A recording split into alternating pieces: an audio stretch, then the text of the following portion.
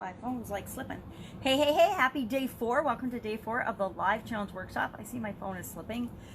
We are here coming to you during the COVID-19 virus shutdown for pretty much everything. My state of Wisconsin, yesterday announced that we are in and I knew it was coming. I knew a day or so ago it was coming, that we are in a safer at home situation, where that means, hey, stay home unless you have to go out. If you're in a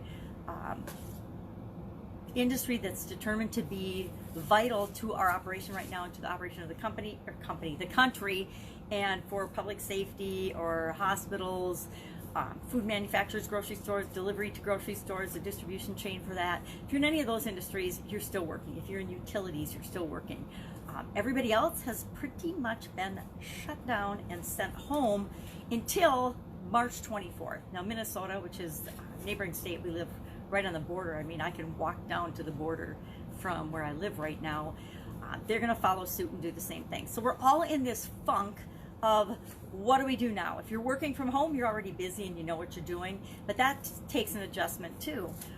But the rest of us, and many people, are finding themselves with a lot of time on their hands and a lot of frustration in terms of not knowing what to do. Well, one of the things you can do is do a challenge like this. Get ready and figure out ways that you can continue to serve your people, your customers. If your business is shut down, there are so many ways you can serve your customer. And I got a dose of that yesterday, trying to figure out how to do my own fingernails. I haven't done my own nails for at least a decade.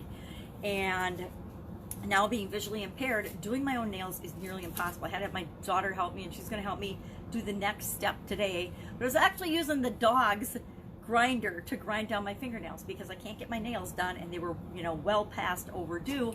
And now when the governor announced it's going to be another 30 days before we can have certain businesses open, and it might be even longer, I'm like, yep, problem.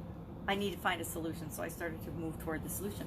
But I guarantee that if one of the salons in our town, and there are many nail salons in our town, were online providing information and services and how you can do your own nails, how you can do your own eyelashes, how you can color your own hair in this period, guess what businesses people are going to flock back to after things start to return to some semblance of order. Now, I want to say return to normal, but if we think that the world is going to go back to the exact same way it was before this event, we are sadly mistaken, and we will be setting ourselves up for really false expectations and disappointment. So know that our world is forever changed, and we have a huge opportunity. Now I'm excited. I was talking to my granddaughter today about, well, what are we going to do? We now have 30 days to do things together. And so we're already planning new projects and bigger projects than we thought we could do before when we only had a week or two. Now we've got a whole month that we can do fun things together. So what are you going to be doing in this interim to continue to be in touch with the people that you serve or have been serving or want to serve, to make sure that you are viable and able to either go back to work or to re-establish your business when you come back online, and not online, but when you and your offline business go back and open the doors?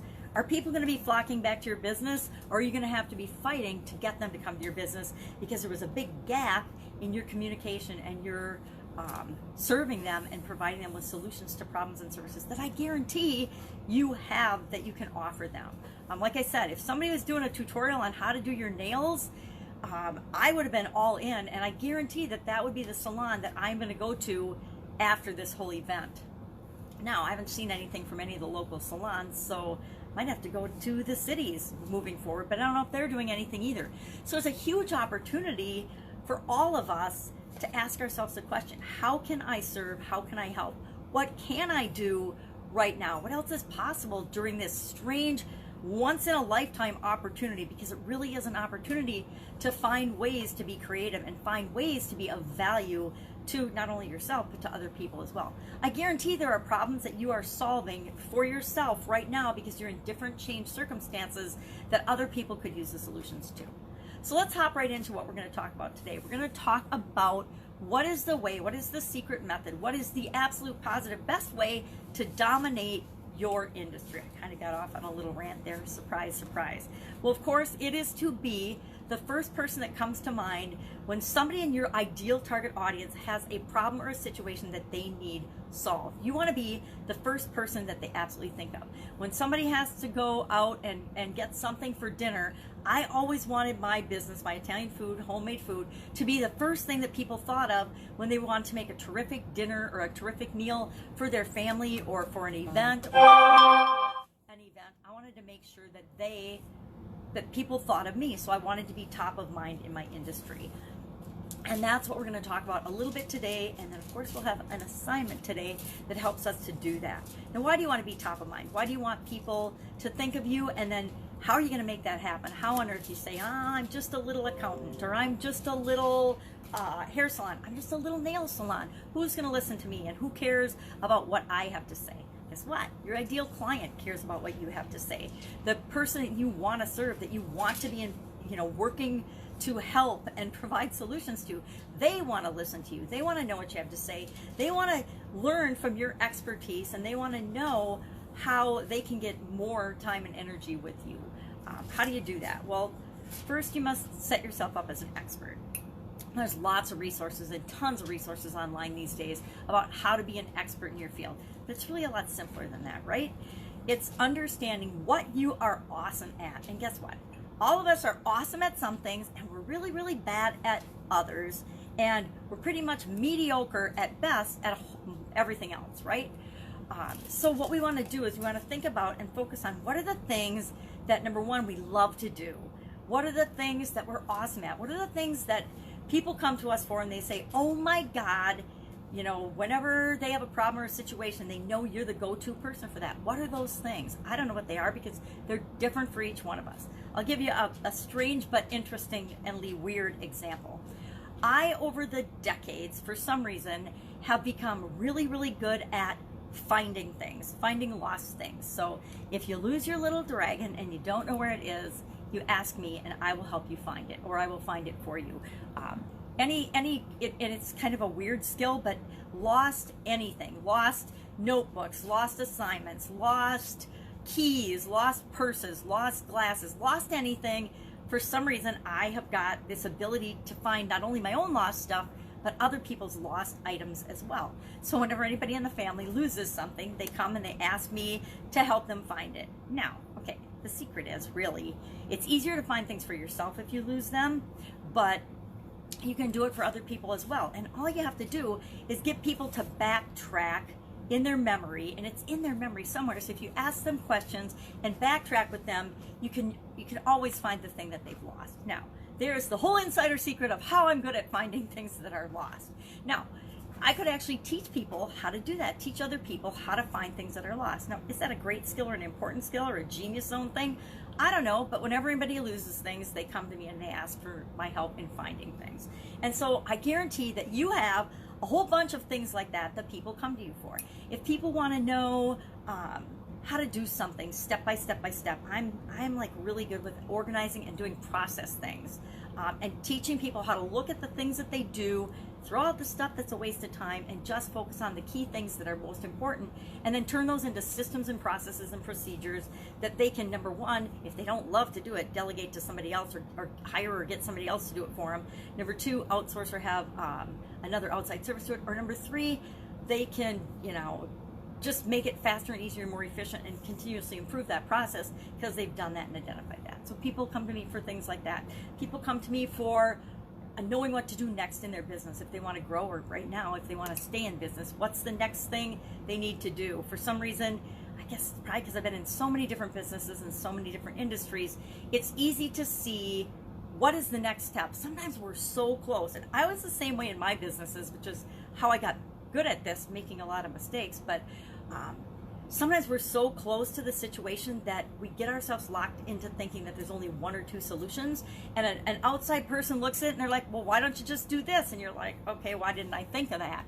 And sometimes we just need an outside resource or set of eyes on things. So the first thing we need to do is figure out, what do we love to do? What are we good at? What do people come to us for? And how can we use that to help a group of people that we want to work with, that we love to serve, to solve problems or to get what they want? And it's part of why I love challenges so much. It is a way to find a small result. You don't need a great big thing. People want small results that lead them into momentum. So you just have to find a small thing that's really painful for people, like painful for people right now. Okay, like my 4-year-old granddaughter moving my lights around, that is painful for me. Please do not break my lights while I'm talking. Thank you, buddy. She's so adorable, you can't even get mad at her, but it's like sometimes mischief just sneaks out. So people have problems, right? And you wanna solve them for them, because guess what? When you exchange value, when you give solutions to problems, people are attracted to you. They're like, oh my gosh, Sharon helped me solve this little problem. This got me this little result in like less than a week. What else can she do for me? What else can you do for people after you've gotten them and demonstrated to them how you can get a solution for them or a result for them in a shortened period of time? It's kind of a no-brainer. We do business with people that we like. We do business with people that are like us. We do business with people that make us feel good about ourselves, increase our status, all of the above. So we want to be finding people that we want to work with, and then once you've proven to people what you can do for them, they want to come back and they want to do more business with you. I've been going to the same nail salon for, I don't know, 7 or 8 years, maybe longer, and I've tested out a few along the way. And like I mentioned earlier, I think we've got like 10 different nail salons, and I live in a really small town right now, all of which are closed, by the way, of course, as they should be. But I've gone to the same one over and over and over again. Why? Is it because they do my nails so much better than the other salons? No. Is it because their atmosphere and their environment is better than the other salons?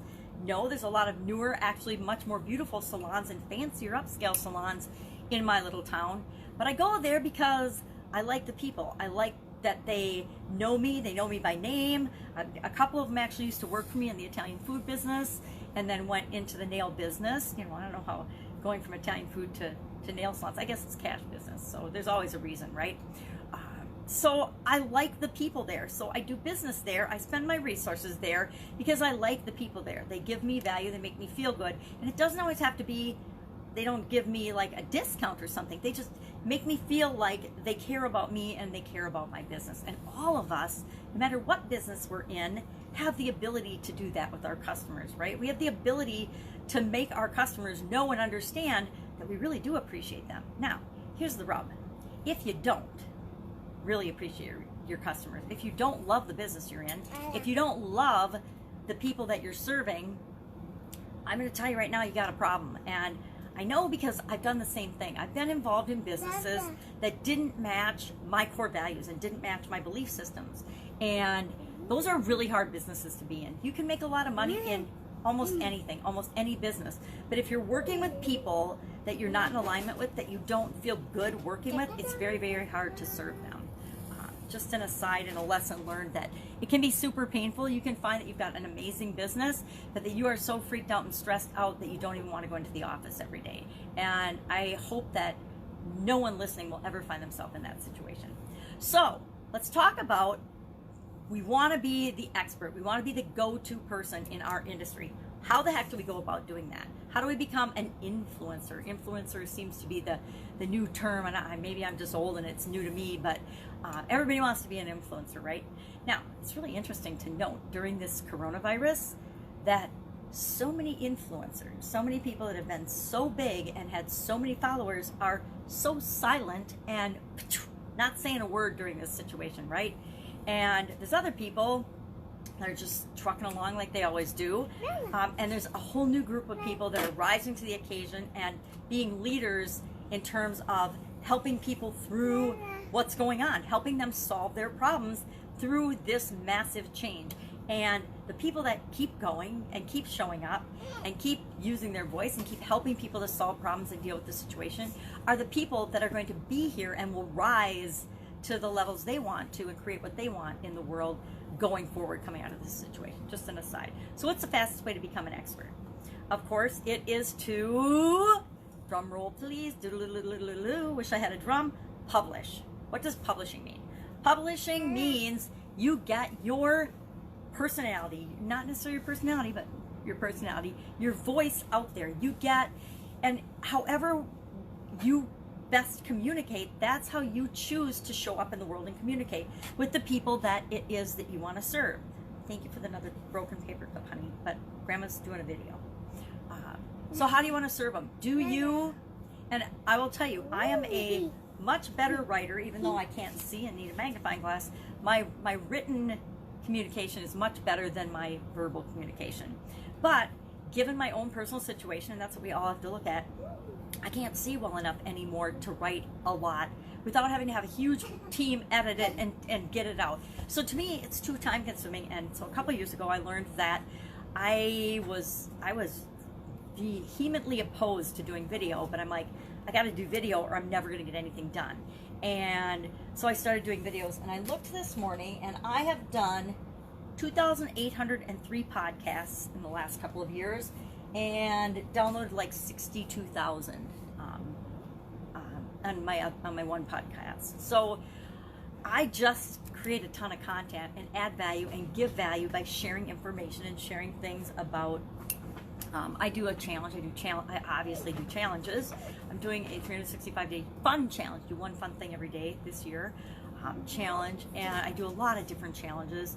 I do a supersize your business, which I now want to just call save your business or stay in business or make sure your business survives the coronavirus, but I'm not going to. I'm just going to continue calling it supersize your business, because we all want to create something in the world, and just because we're having this blip of coronavirus doesn't mean we don't still want that. It's just like some of us are struggling to say, how am I going to survive, much less grow and build and supersize my business. However, I will give you a hint.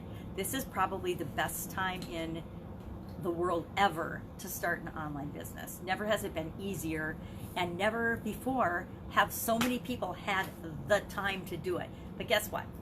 Most people won't, right? But most people won't ever do anything with respect to starting a business or moving forward. So you need to publish. So are you going to do a podcast? Are you going to have just your voice out there? Are you going to do video? Are you going to do, videos? And there's so many different platforms you can do videos on. Are you going to write a blog? Are you going to write posts on one of the social media platforms? How are you going to get your voice and your personality and what you stand for out there to and for the group of people that you want to attract into your life? That's how we become the leader of our industry. That's how we stand out above and among all of the other people that are competing. We all get this feeling when we decide, and it's part of the fear of picking an audience, right? Or really, we're not creating an audience. We're not creating people. We're just finding the people that we're for. We're finding the people that resonate with us. So publishing is the way to do that. We're putting things out there, and what resonates with people will attract them to us. So we want to commit to doing some kind of publishing in a form that feels best to us, but that we can commit to doing on a regular basis. And I might not be the person to ask, because I publish a lot. I publish every single day. I've published every single day. Once I started doing it and figuring out that I could figure it out and could do it, I have published every day for, I think, 788 days in a row, and probably longer than that, but not every day. And it was regularly, but it wasn't every day, but daily for the last 788 days. And that's not required. I publish a lot because I'm old and I've done a lot of stuff, so I can talk a lot about just about anything. I used to, when I first started publishing, is I used 3x5 cards, and I brainstormed a bunch of topics, and every day I would randomly pull a card, and that would be the topic of what I discussed in my live video that day. Now, that was a couple of years ago, but I did a couple hundred of those, and I'm like, okay, now I should probably get a little more on purpose with what I'm creating and who I'm creating it for. And I think today was day 389 of the thing I decided to do just for the fun of it while I was moving. I found a book of idioms, and idioms, of course, are an expression that the words separately mean something different than the words taken together.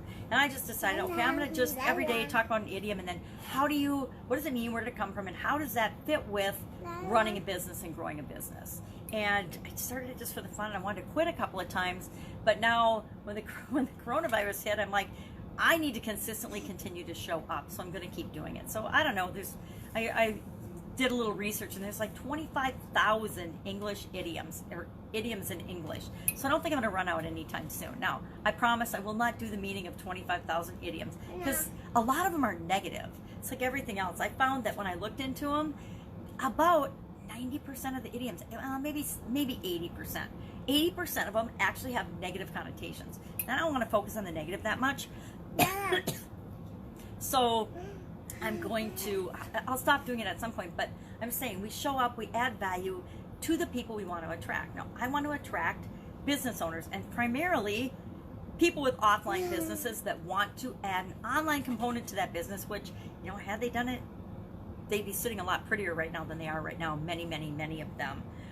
Because all we would be doing is we would be adding ideas to how they communicate with the people, their existing customers who are waiting in the wings for them to reopen. I actually have people waiting in the wings for me to reopen my Italian food manufacturing business. I get messages every week still from people asking for the products and services and where they could get them. So that's the kind of industry, and I've been out of that business since 2016. So that's the kind of reputation you want to build for the people that you're here to serve. So how do we do that? We do that by providing value, creating content for them that they can engage with. We build relationships with people, right? I hate when people say business is a numbers game, personally, because business is all about relationships. Whether you sell B2B, B2C, you know, whatever, whoever your customers are, they're really human beings. None of us are selling to animals. I don't know any animals that are giving anybody money for food. I think it's all that you're selling to people. It's people to people. And so relationships are always important. It's about focusing on the customer's experience. It's about being aware of the lifetime value of a customer. There are truly big businesses out there that couldn't care less whether you are their customer or not. Now, it'll be interesting to see how they fare during this massive change in our world, in our economy, and in our environment. You have to give incredible value to people. Business is an exchange of value. It's people give you their money for the solution to problems and situations, or to help them get things done for them or what they want. So we can share other people's stories. We can increase value by sharing information or how to use our products and services better. We can get people results and then share those results as part of our publishing. We can increase people's status. A lot of times we do things that make people feel good. People like to feel good, and that increases their status. So are there ways that we can, through our publishing and through our position in the industry, bring other people up along with us? Well, of course there are. A couple other things to keep in mind: always under promise and over deliver. Whatever you're doing, whatever you're providing for people, make sure that you're giving them tremendous value, way more in time and energy and money's value than what they're exchanging with you in terms of money, or investing their time and energy. Give more value in your content than people are spending in the time that they're using to consume your content. I got to work on that one a little bit. You know, we use social media. Social media, it's so quick and easy for people to become influencers nowadays. But the thing about becoming an influencer, a trusted advisor, a champion for a group of people is that they're giving you their trust. And trust has to be earned, but once you get their trust, you have to be very careful with it and make sure that you don't ever do anything to lose their trust or to disappoint them, because as fast as we can rise up, we can be knocked down in this day and age of social media. So this is just a couple of things to consider with respect to publishing. In case you don't know what you're an expert at, we talked about this a little bit earlier, but there are tons of tools and resources to figure out what you're an expert at, and you can make it as complicated as you want, but me, I believe in keeping it simple. So again, sit down with a piece of paper, and on page 24 of your workbook, there's some questions to get your thinkers going about how you really identify what your areas of expertise are and the things that you have. And I guarantee you have resources and so many things that you can offer people, especially your ideal customers and a group of people, that you don't even realize that you have. And then I also got in there an idea analyzer. So you get an idea, and I would suggest a couple of things. Keep a idea notebook or a place that you can write down whenever you get an idea about anything. And also keep a stories inventory notebook, because when you go to share or to publish, one of the best ways to share is by sharing some of your stories and your own personal experiences. So the idea analyzer, again, there's a bunch of tools out there that you can use, but simply grabbing a piece of paper and a pen and having a notebook where you write ideas down and then ask yourself some questions about those ideas. Do I have experience in this area? Okay, here's this idea. I want to help people get 5 new customers in a 5-day challenge. Do I have experience with that? Yes.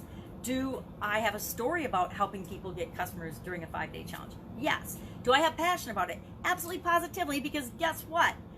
A lot of businesses are finding out right now, if your customers are forbidden from using your business, you pretty much don't have a business right now, right? For this time period, huge wake-up call for everybody. So do I have passion about that? Absolutely. Do I have resources and things that I can provide people during a 5-day challenge? And I'm just using an example of challenges since we're doing challenges. Do I have resources that I can give people during a 5-day challenge? Absolutely. Do I have time? How long would it take me? How much time would it take me? How much would I have to invest in time to do a 5-day challenge? I'm going to say, to get up and get ready and get set up and do everything for the challenge, let's say it would take me 10 hours up front to prep and get everything ready for the challenge. And I'm just pulling this out of my hat and guessing. And then how much time would it take me to do the challenge? 5-day challenge, hour a day, let's say 10 more hours. So I'm going to invest 10 more hours. So 20 hours total, I'm going to do this challenge. So my investment, let's say 20 hours. How much money is it going to cost me? Well, if I do advertising, it might cost me some money. But if I'm not going to do any advertising, I would say my time, but I already counted for my time, right? 20 hours. So what is my investment going to be?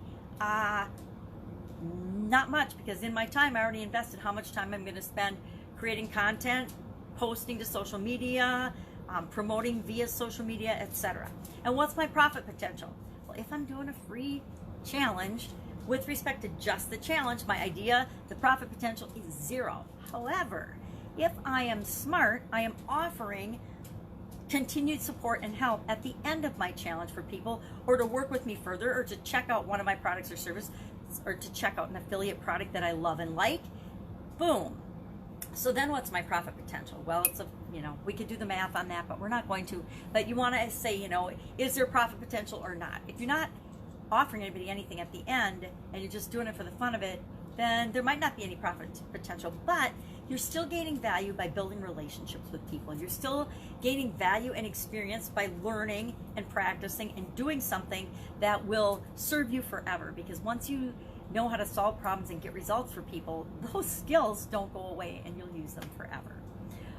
On page 26 is our action item for today, and our action item is to share a couple of things in the action item thread on the Thrive Challenge group page under the right section. And you're going to share, what is your genius zone? What are you just awesome at? What do people come to you for and say, oh my God, when I think of branding, I go to Kelly. When I think of Facebook Lives, or when I think of being on camera, I think of Molly Mahoney or whoever. When I think of offers, I think of Steve Larson. When I think of copywriting and unicorns, I think of Jim Edwards, etc. When I think of funnels, I think of Russell Brunson, or whatever your area, whatever your industry. When I think of whoever your industry and your famous people are. So what's your genius zone? And then how will you use a challenge, or how could you use a challenge? I say will because I want you to do it, but how will you, or how could you use a challenge to set you apart from other people in your industry? You may be in an industry that you're not aware that anyone's ever done a challenge in before. I challenged y'all a couple of days ago to hit me up if you are in a role or a business or an area where you've never heard of a challenge and you've never done a challenge, and ask me for some ideas on different challenges that you could do for your customers in that industry or in that business. And I'm going to keep that open until we'll do it open through Q&A Saturday. If you have an industry, if you have a role, if you have a business that you're shut down in, especially right now, and you're saying, what the heck can I do? Hit me up in the comments below, and we'll make sure that we get you at least a couple of really good ideas that you can move forward with quickly, so that during this time of shutdown, during this time of slow, you can still be out there making a name for yourself, making a mark for yourself in a positive way by helping and serving people, and making sure that there's a place for you in this new economy. Because guess what? We are in the midst of a forced new economy, and things are going to be different, and we either have to change and be different with them, or we will be left behind. So that's it. That's our assignment for today, page 26. Don't forget to get your scavenger hunt clue and keep collecting those. And I will see you tomorrow. If you have any questions, again, continue to put them in the comments below. I'll answer them along the way, but for sure we'll do a Q&A on Saturday. That's it. That's all I've got for you. Have an amazing day, and start setting yourself up as the expert, the go-to person, the king or queen of your desired business, your desired industry. All right, take care. Catch you tomorrow. Bye.